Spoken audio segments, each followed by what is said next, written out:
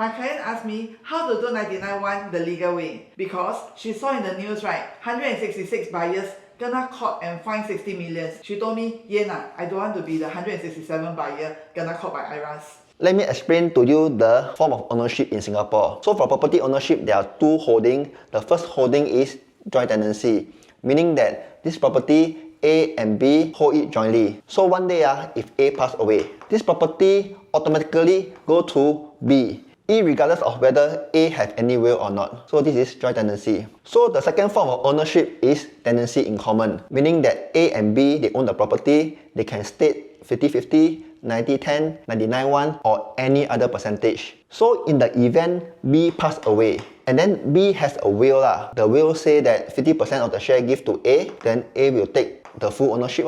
But then if B have no will, then must depending on the inheritance rule to see this 50% split to who. Can be the parents, can be the surviving children and so on. So what you hear from your kopi friend or write in the papers, like what Yian customers say is this thing. A buy 100% first, and then B already own the property or B is a foreigner. So after A buys 100%, A sell 1% to B, and then A will become 99%. Why do they do this? It's because if B already own one property, right, being Singaporean, if they buy a $1 million property, the ABSD need to pay is 200,000. And if B is a foreigner, the ABSD for a $1 million property is $600,000. So when they do this splitting method, the ABSD that B need to pay is less than $10,000 for a $1 million property. So from IRAS point of view, this is tax evading intention.